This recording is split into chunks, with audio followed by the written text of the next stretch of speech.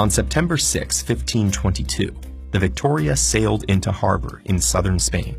The battered vessel and its 18 sailors were all that remained of a fleet that had departed 3 years before. Yet her voyage was considered a success, for the Victoria had achieved something unprecedented, the first circumnavigation of the globe. But this story really begins in 1494, 2 years after Columbus's voyage on behalf of Spain. Columbus's discovery had prompted the Catholic Spanish rulers to turn to the Pope to preempt any claims by Portugal to the new lands. The Pope resolved this dispute by drawing an imaginary line on the world map. Spain had the right to claim territories west of the divide, and Portugal to the east. Spain and Portugal, the two major seafaring superpowers at the time, agreed to these terms in what came to be called the Treaty of Tordesillas. At the time, these nations had their eyes on the same prize: trade routes to the Spice Islands in today's Indonesia. The spices found there, which were used as seasonings, food preservatives, and aphrodisiacs, were worth many times their weight in gold. But because of Portugal's control over eastern sea routes, Spain's only viable option was to sail west. So when a Portuguese defector named Ferdinand Magellan claimed that a westward route to the Spice Islands existed, King Charles made him captain of a Spanish armada and gave him all the resources he would need. Along with a share in the voyage's profits, he granted Magellan 5 ships and about 260 men. The crew included a young slave named Enrique, captured by Magellan on a previous journey to Malacca, and Antonio Pigafetta, a Venetian nobleman seeking adventure. On September 20th, 1519, the fleet weighed anchor and headed southwest.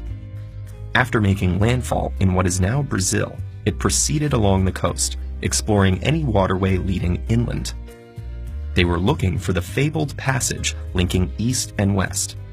As the weather worsened, the Spaniards' resentment at having a Portuguese captain escalated. A full-blown mutiny soon erupted, which Magellan crushed with unspeakable cruelty. But his problems were only just beginning.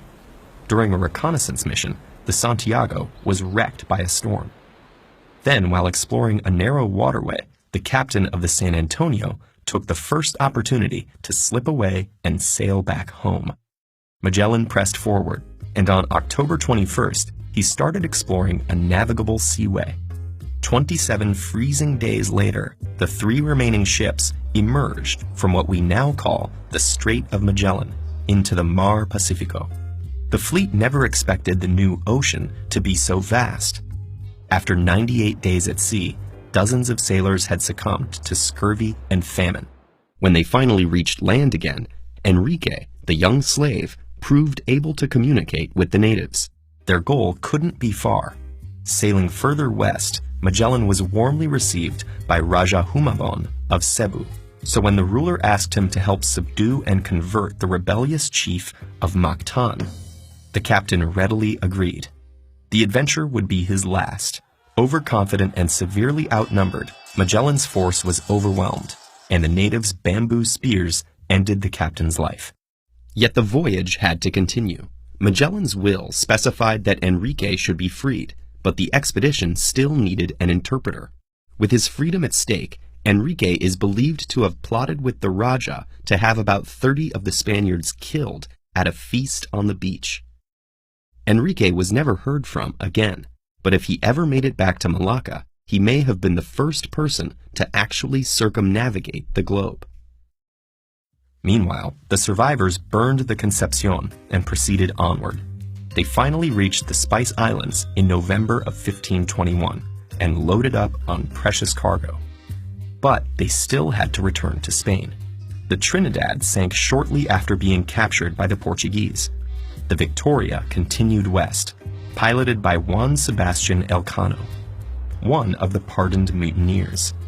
Against all odds, the small vessel made it back to Spain with a full cargo of cloves and cinnamon, enough to cover the expedition and turn a profit. An obsessive chronicler, Pigafetta described the lands and people they encountered, With the help of a humble slave, he also compiled the world's first phrase book of native languages. His journal is the reason we can tell this story. Magellan's legacy lingers. He had galaxies and space programs named after him. Elcano, too, was celebrated in Spain with a coat of arms and his face on currency and stamps. United by fate, the survivors and the hundreds who sacrificed their lives challenged conventional wisdom and completed a historic journey once thought impossible.